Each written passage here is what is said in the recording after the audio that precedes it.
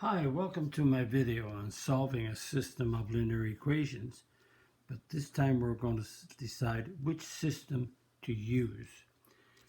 Which system will I use to solve?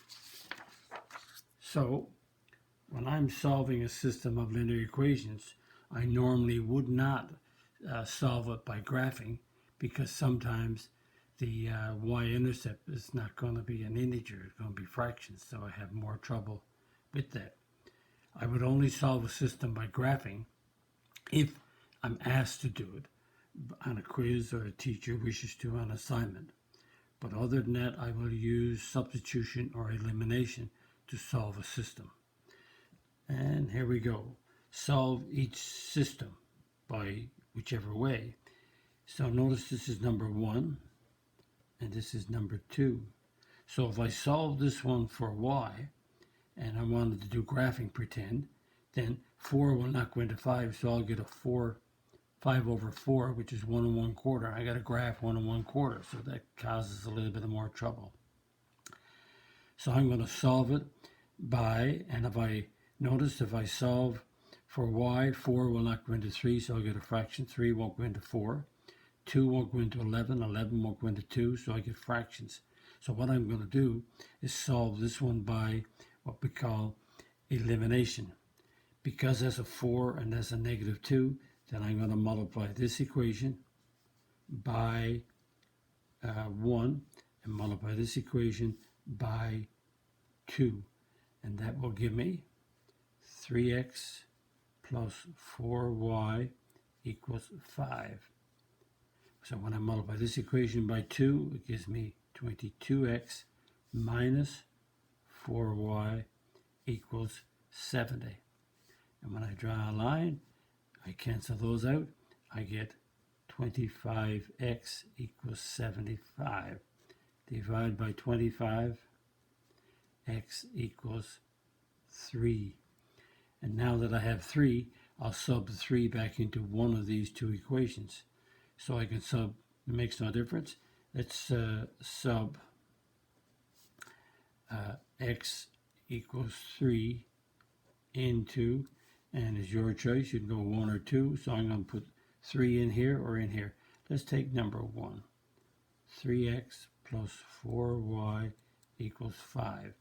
X, I'm going to sub 3 in the place of x, and when I do, I solve the equation for y. 9 plus 4y equals 5. 4y equals 5 minus 9. So let's go up here. 4y equals negative 4. Divide by 4 and I get y equals negative 1. So notice now I have the solution. It came out to be a point. If you can, the values are x is 3 and y is negative 1. So if I take those values of 3 and negative 1 and sub into either equation, I should make them true. So I did this one by elimination. Elimination works well in most of the word problems that we do. Substitution works. Now if I get an equation where I have solve for y like this, then I will use the substitution method because then I don't have to solve it. So this is equation 1. This is equation 2. Because this equation 2 is already solved, I'm going to sub negative 2x plus 5 4y. So that's number 2 done. So I'm going to sub for y into, so remember that's number 2, I'm going to sub it into first equation. So 7x minus 4y equals negative 50. So I'm going to sub in for y. So 7x, I'm going to sub negative 2x plus 5 in the place of y. That's done. So I'm going to solve this equation, so I have to remove the brackets. So negative 4 times negative 2x is 8x. Negative 4 times 5 is the negative 20. And the x's remain on the left. The numbers move to the right, so negative 20 becomes plus 20. That gives me a 15x equals negative 30. Divide by 15, and I get x is equal to, that cancels out to give me a 1. X is negative 2. Now, I can sub negative 2 into this equation, or into this. The best equation to put it into is this one, because when you put a negative 2 right here, then you solve this and you get your y right away. If you put a negative 2 in here, then you're going to have to work through with the negative 4y, etc. So I'm going to sub x equals negative 2 into number 2. So number 2 is y equals negative 2x plus 5. So I'm going to sub in negative 2 for x. Multiply first, 4 plus 5, 9. So that means y is 9. So the solution for this system is x is negative 2 and y is 9. I could keep bringing the y down like that, but there's no need because y is equal to 9. So that's the solution for this system. Again, these two values will make both of these equations true. If you really want to check it, then you take the negative 2 for x and the 9 for the y and sub in here to see if you get negative 50. If you do, then you're okay. Number 3, which way are we going to solve this? Well, this one has either or. You can do this one either way. Notice they're lined up, so therefore you can do them by elimination. In other words, you can multiply this one by negative 2 to get rid of the p's. You can multiply this equation by 3 to get rid of the q's. Or you could solve this one for p and sub in right here, or you could solve it for q and sub in here. So it's your choice. But rather than solve, let's do elimination. So this is equation 1. So I will multiply this one by negative 2. Multiply this one by 1. So that's equation 1, and that's equation 2. So when I multiply by negative 2, I get a negative 2p minus 2q equals 22. And I multiply this one by 1, that gives me 2p minus 3q equals negative 2. And I'm doing elimination. These are already in the order A, like the order is ax plus by equals c. So it's perfect. Just multiply by negative 2 and the p's cancel out. I get a negative 5q equals 20. Divide by negative 5 on each side. They cancel to give me 1q. I get q to be negative 4. Now, if I sub q sub q equals negative 4, that's a q, negative 4. You can put, this is the easier equation because there's only ones there, into 1. So I got a p plus q equals negative 11. So q is negative 4. So p equals to negative 11 plus 4. So p is negative 7. So the solution is p, if you want to put p first, and q is next. So that's the answers to this system. Again, I did elimination. Elimination works easy. If the equation is already solved, like this one, then do substitution. Sub the y, this expression, into the equation. But if it's not, elimination works. Again, substitution and elimination is your choice on when you solve a system. And again, when you work word problems, the elimination seems to work really well. And substitution works, occasionally when the equation is solved for y, especially when you want a one coefficient for substitution. And what about this system? Notice you've never seen one like these three before, but this is probably the easier system to solve because notice y equals 4x plus 3 and y equals x minus 9. So we can, because both of these are equal to y, that means that 4x plus 3 equals x minus 9. And that's what we call the transitive property. Or think about it as if y is equal to x minus 9, then I can put an x minus 9 in the place of that y. Or I can take 4x plus 3 and sub it in right here for this y. So I took 4x plus 3, made it equal to this, because I subbed that 4x plus 3 right there. And when you do that, it's very easy. Notice both of them are equal to y, so therefore equal to each other. It's like this. If a equals b and a equals c, what can you conclude? B must equal c. Another one like that is if d equals x plus 2 and d equals x minus 1, then d, that means that x plus 2 must equal x minus 1, because they're both equal to d. So this is very easy system to do, because you just make them equal to each other and solve. So 4x minus x equals negative 9 minus 3, because x is on the left, numbers on the right. 3x equals negative 12.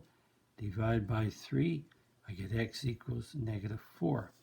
Now, it's easy to do, because you're going to sub x equals 4 into. Now notice you can put x equals 4 here into this equation. So if you want to call this one number 1 and call this one number 2, then you can put x equals negative 4 right here, and you'll get your y right away. If you put x equals negative 4 right here, you'll work on the y and you'll come up with the answer. So I'm going to sub it into number 2, because it's easier. It's y equals x minus 9. X is negative 4, you just sub it in, and you get a negative 13. So y, the solution set here, is x is negative 4, and y is negative 13. Very easy system to solve. This, as we move on in math, in more courses in higher grades, when you do quadratics and things like that, this is the better method. They will deal with this method more often by subbing in. But that's later on. Notice these two equations are both solved for y.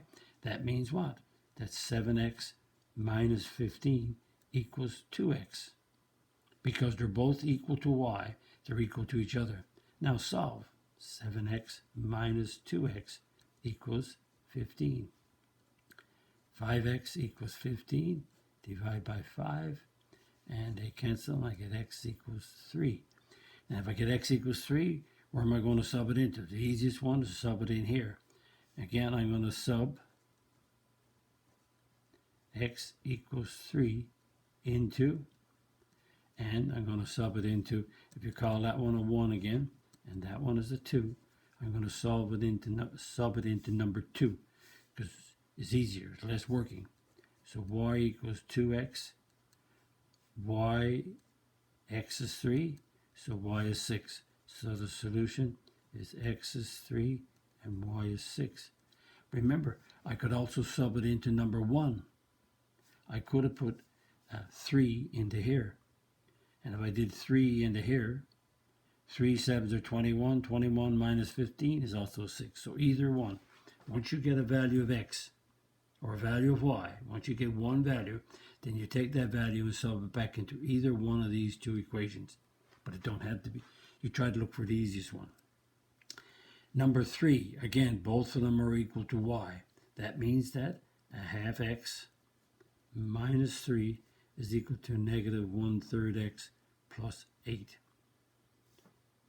And if you let them equal to each other, because they're already solved for y, then we have fractions. So the LCD for 2 and 3 is 6.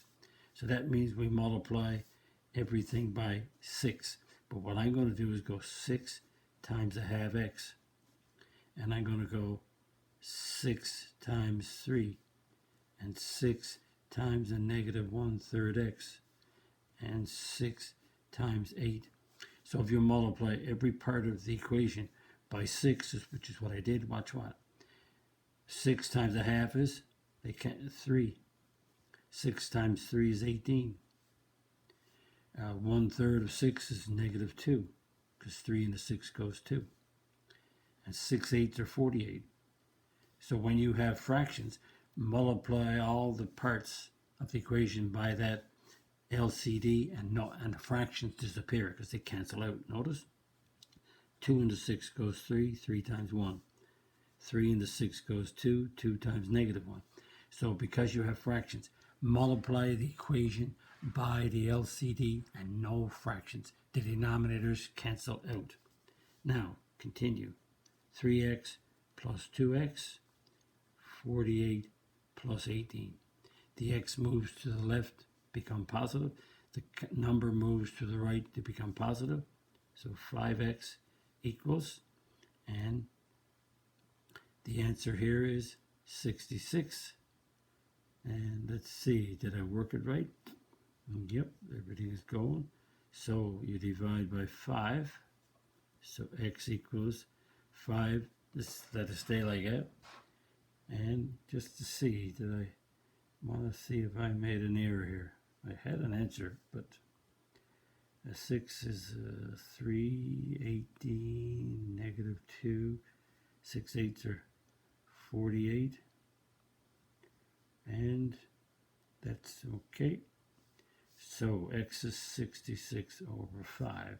Now we have to sub that into, we're going to sub x equals 66 over 5 into, which one do you want to put it into, number 1 or number 2? Your choice. Put it into number 1. So we got y equals a half x minus 3. So x is 66 over 5 minus 3. So 2 into 66 goes 33. So that's 33 over 5 minus 3. And the common denominator is 5. So we go 1 into 5 goes 5. 3 5s are 15, because 15 over 5 is 3. So that gives me 18 over 5. So the solution is x equals, put 2 dots there, 66 over 5, and y equals 18 over 5. So notice, when both equations are solved for y, let them equal each other and work them out, and it works perfect. This is what will be in the higher math courses. You'll see this more often. But when you're doing word problems, I do elimination most times and substitution sometimes. And that brings us to the end of this video on which method to use. Is your choice. And if you like my video, click the like button, the subscribe button, that notification bell, because there's more videos coming your way. Visit my math website, www.mathfullyexplained.com, to find more information about me, my videos, and the content that's on my YouTube channel, Math Fully Explained. Thank you for viewing my video. Bye-bye.